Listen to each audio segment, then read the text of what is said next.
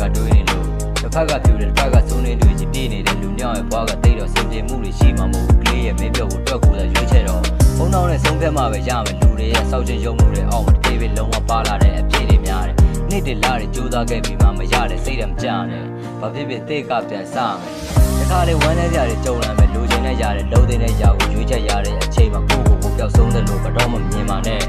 ခွန်ပါတဲ့လမ်းတွေထက်မှာပျော်ရွှင်မှုတွေလိုလာတယ်တတိတဲ့ထိကျန်ဆန်မှုကအိမ်မဆိုးလို့ပဲရုံးထားတိုင်းမရတဲ့ချိန်တွေစိုးွားတဲ့ဝေဒနာတစ်ခုပါပဲအဖြေချခဲ့တာပဲဘေးကိုတွေနဲ့ဘွားကြီးသနာတဲ့အားလုံးကကေးရတစ်ခုသာပဲစီခဲ့ပြီပဲစီခဲ့ပြီအားလုံးဆုံးသက်သွားပြီဆုံးသက်ခဲ့တဲ့နေ့မလာခြင်းနဲ့တော့မလာခြင်းနဲ့ဒီလိုဆုံးတင်တွေကြီးပဲစီခဲ့ပြီပဲစီခဲ့ပြီအားလုံးဆုံးသက်သွားပြီဆုံးသက်သွားပြီမလာခြင်းနဲ့တော့မလာခြင်းနဲ့ဒီလိုဆုံးတင်တွေကြီးပဲ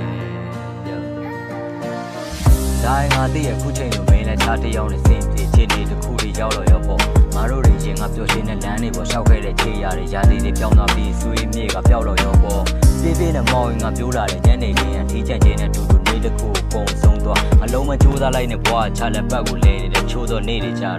ရေးလိုက်မောလိုက်နဲ့အရှုံးများကြယုံတာဒီလိုပဲဘွားရဲ့ခက်ခဲတွေကျေပြတ်နဲ့ကောင်းရင်အောက်မှာနေထိုင်နဲ့တသက်စာဝက်ပဲပြည့်ထက်တလဲသိနေကြတဲ့ခြေတွေကြားကရထိမရက်ဆွဲတယ်ခြေတွေလိုက်ကရှာခဲ့တယ်မိုက်မဲတဲ့လမ်းတွေထမ်းမှာမင်းဘဝကိုချနေစိတ်ရတာဖြေဖို့တော့ဘရောမပြောချင်မှုကိုမရှာနဲ့ကလေး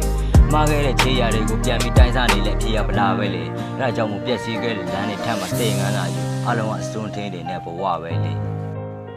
ကြောက်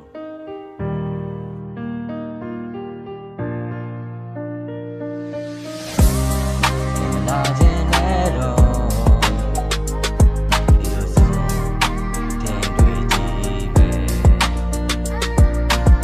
မားခဲ့တဲ့ခြေရာတွေကိုပြန်ပြီးတိုင်းစားနေလဲဖြေရပလားပဲလေအဲဒါကြောင့်မို့ပြက်စီးခဲ့တဲ့လမ်းတွေထမ်းမှာသိငန်းလာယူ